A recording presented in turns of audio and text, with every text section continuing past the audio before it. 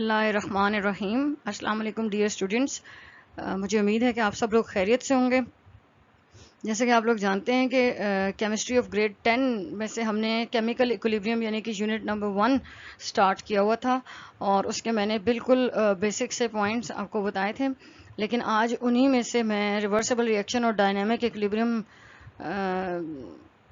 जो main topic है उसमें से भी रिवर्सिबल रिएक्शन वाला जो पोर्शन है उसको आज आपके सामने जो है वो एक्सप्लेन करूंगी और मुझे उम्मीद है कि आपको अच्छे से समझ आ जाएगी। लेकिन अगर कोई प्रॉब्लम होती है तो आप मुझसे कमेंट्स में क्वेश्चन पूछ सकते हैं और मैं उसको दोबारा से एक्सप्लेन कर दूंगी। अच्छा, यहाँ पर हम अपना टॉपिक स्टार्ट करते हैं, रिवर्सिबल रिएक्शंस, जिसमें सबसे पहले कि आपको अच्छा स्टूडेंट्स मैं आपको एक बात बताना चाहती हूँ कि ये जो आपको स्क्रीन पे रेड कलर का पॉइंटर नज़र आ रहा है, अगर आप इस पे फोकस करेंगे और फिर मेरी वॉइस को इसके साथ रिलेट करेंगे तो तब आपके लिए इस टॉपिक को समझना बहुत आसान हो जाएगा। ठीक है, और बुक तो वैसे भी आपके पास होती है, तो आपने मेरी जो डिटेल साथ जो मैं बता रही हूँ इस सारे टॉपिक के, तो उसको आपने इस पॉइंटर के थ्रू जो है उन चीज़ों को आपस में इंटर रिलेट करना है। तो सबसे पहले रिवर्सिबल रिएक्शन की डेफिनेशन से हम स्टार्ट करते हैं।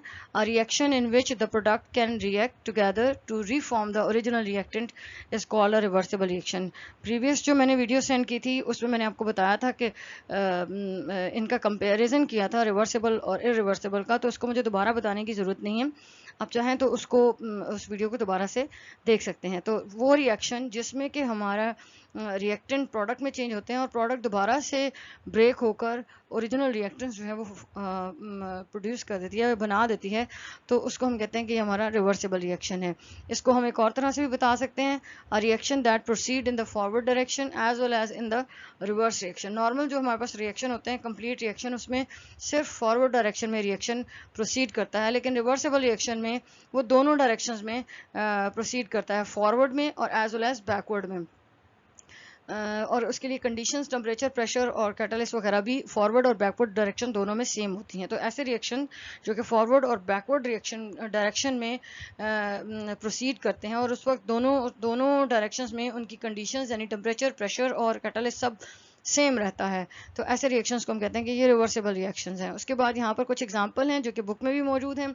सल्फर डाइऑक्साइड रिएक्ट कर रहा है ऑक्सीजन के साथ, एरो और रिवर्सिबल रिएक्शन वाला आपको यहाँ पे नजर आ रहा होगा, और ये प्रोड्यूस करता है सल्फर ट्राइऑक्साइड। उस वक्त टेम्परेचर हमारे पास इस रिएक्शन में 450 डिग्री सेंटीग्रेड और 200 एटमॉस्फेरिक प्रेशर होता है। कैटलिस्ट जो इस रिएक्शन में यूज होता है वो है वेंडियम पेंटाऑक्साइड V2O5।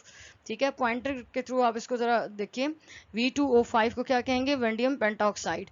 तो नीचे वर्ड्स में भी इसी क्वेश्चन को लिख दिया गया है, sulphur dioxide, oxygen, they react to produce sulphur trioxide. ठीक है, और direction is going in proceeding in both direction. In forward direction it is producing sulphur trioxide and in backward direction और reverse direction it is sulphur trioxide is break again decomposing and changing into sulphur dioxide and oxygen. Next equation देखिए, nitrogen reacts with hydrogen in the presence of iron catalyst and 400 degree centigrade temperature and at 200 atmospheric pressure it will react to produce ammonia to NH3. Nitrogen, hydrogen, they will react to produce ammonia. Third and last example, nitrogen react with oxygen in the presence of electric spark. यहाँ पर conditions क्या है, electric spark की form में, reversible arrow आपको नजर आ रहा होगा, और ये produce करता है नाइट्रोजन डाइऑक्साइड। तो ये कुछ reactions हैं जो कि इस definition को support करते हैं। तो अभी हम देखते हैं कि रिवर्सिबल रिएक्शन की और क्या प्रॉपर्टीज हैं, उसके अंदर और क्या क्या चीजें होती हैं। The properties of reversible reactions are as follow. Number 1, reversible reaction never go to completion. ये रिएक्शंस रिवर्सिबल होते हैं जो फॉरवर्ड और बैकवर्ड डायरेक्शन में मूव कर रहे होते हैं, यानी दोनों डायरेक्शन में प्रोसीड करते हैं। ये कभी भी कंप्लीट नहीं होते। बज़ाहिर ये इक्विलिब्रियम पे जब पहुंचते हैं तो फील ऐसा होता है कि ये कंप्लीट हो चुके हैं, लेकिन actually they are proceeding in forward as well as in backward reaction. लेकिन फॉरवर्ड और बैकवर्ड डायरेक्शन का जो रिएक्शन है वो इस कदर उसका रेट जो है वो सेम होता है कि ऐसा लगता है कि रिएक्शन जो है वो किसी हद तक कंप्लीट हो चुका है। Second, but actually reversible reaction never go to completion. Second point है हमारे पास, यहाँ पर पॉइंटर आपको बता रहा होगा, मतलब नजर आ रहा होगा आपको, ऑल रिवर्सिबल चेंजेस फिजिकल हो या केमिकल हो, they all occur simultaneously. Simultaneously mean साथ साथ, मूव करते हैं इन बोथ डायरेक्शन। अगर फॉरवर्ड डायरेक्शन में रिएक्शन हो रहा है तो साथ ही साथ बैकवर्ड डायरेक्शन में भी रिएक्शन हो रहा होगा। रिवर्सिबल रिएक्शन की ये दो मेन प्रॉपर्टीज हैं, एक तो वो कंप्लीट कभी नहीं होते, दूसरा वो फॉरवर्ड और बैकवर्ड दोनों डायरेक्शंस में चल रहे होते हैं, ठीक है, प्रोसीड कर रहे होते हैं। एक और चीज़ जो हम नेक्स्ट जो पॉइंट जो हमने रिवर्सिबल रिएक्शंस के अंदर हम ऑब्जर्व करते हैं वो है इक्विलिब्रियम। इक्विलिब्रियम क्या चीज़ है जी? इन दीज रिएक्शंस यानी कि reversible reaction, in these reactions conversion of reactant into product and conversion of products into reactant occur simultaneously। यानी जितना रिएक्टेंट रिएक्ट करके प्रोडक्ट बनाते हैं उतना ही प्रोडक्ट ब्रेक डाउन होकर डिकम्पोज होकर दोबारा से ओरिजिनल रिएक्टेंट की फॉर्म में आ जाती है। देन हम जो एक और पॉइंट है जो कि इसमें बता सकते हैं डायरेक्शन ऑफ द रिएक्शन क्या होगी। ऑल रिवर्सिबल चेंजेस और ऑल रिवर्सिबल रिएक्शंस चाहे वो केमिकल हो या फिजिकल हो, आइदर दे आर केमिकल और फिजिकल, अकर साइमल्टेनियसली इन बोथ डायरेक्शन, दोनों डायरेक्शन में मूव करेंगे, फॉरवर्ड एंड बैकवर्ड। रिप्रेजेंट हम इस तरह के रिएक्शंस को कैसे करते हैं?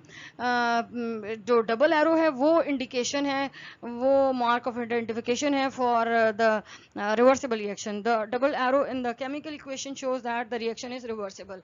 अब आपने 9th क्लास में एक एग्जांपल पढ़ी थी वेपर प्रेशर वाले टॉपिक में, उस वक्त आपने वो किसी और कॉन्टेक्स्ट में पढ़ी थी। अभी जो मैं आपको उसका जो पॉइंट ऑफ व्यू बता रही हूँ, जो पॉइंट जिस तरीके से हमने यहाँ पे किया, तो उसमें रिवर्सिबल रिएक्शन इन्वॉल्व है। सेम यही लिक्विड वेपर जो आपको नीचे नजर आ रहा है सबसे एंड पे, liquid and vapour reversible reaction, ये उस वक्त तो आपको जस्ट वेपर्स और लिक्विड का जो आपस में रिलेशन है वो बताने के लिए बताया गया था, लेकिन यहाँ पर एक्चुअली ये रिएक्शंस होते, ये जो रिएक्शन है conversion of liquid into vapours and changing of vapours again into conversion. First में जब लिक्विड वेपर में जाता है वो इवेपोरेशन है, और जब वेपर्स दोबारा से लिक्विड फॉर्म में आता है तो वो कंडेंसेशन है। तो ये रिवर्सिबल रिएक्शन है और ये फिजिकल रिवर्सिबल रिएक्शन की एक एग्जांपल है। तो यहाँ पर देखते हैं क्या मेंशन हुआ है, some of the liquid undergoes a physical change by evaporating. Liquid क्या करता है? चेंज होते हैं वेपर्स में, और ये प्रोसेस क्या कहलाता है? Evaporation.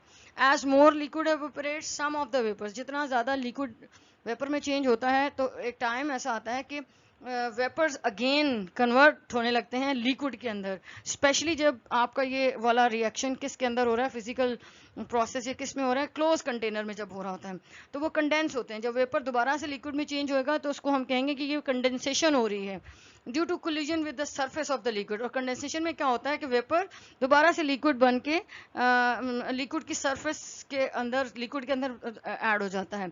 Eventually the rate of evaporation equals the rate of condensation. क्या मतलब इस बात का? यानी जितना लिक्विड, एक टाइम ऐसा आता है कि जितना लिक्विड वेपर्स में चेंज होता है, यानी जितना इवेपोरेशन का प्रोसेस होता है उतना ही वेपर्स दोबारा से चेंज होके लिक्विड बना देते हैं, यानी उतनी ही स्पीड से कंडेंसेशन का प्रोसेस होता है। तो at this stage equilibrium is establish between forward and reverse reaction. Forward reaction क्या है? इवेपोरेशन। और बैकवर्ड रिएक्शन क्या होगा? इस पर्टिकुलर एग्जांपल में वो होगा कंडेंसेशन। इवेपोरेशन क्या है? Conversion of liquid into vapours, और कंडेंसेशन क्या है? Conversion of vapours into liquid. So ये हमारे पास एक फिजिकल एग्जांपल थी जो कि हमने स्टडी की under the heading of reversible reaction in the physical phenomena. तो ये एक फिजिकल, हमारे पास रिवर्सिबल रिएक्शन की एक फिजिकल एग्जांपल है, ठीक है। तो ये आज जो हमने टॉपिक स्टडी किया है ये बेसिकली रिवर्सिबल रिएक्शन की जो डिटेल वो फॉर्म थी वो मैंने आपको एक्सप्लेन की। नेक्स्ट वीडियो में इंशाल्लाह इक्विलिब्रियम, डायनामिक इक्विलिब्रियम के बारे में पढ़ेंगे और केसी एक्सप्रेशन के बारे में पढ़ेंगे इंशाल्लाह। तब तक के लिए अल्लाह हाफ़िज़, थैंक यू।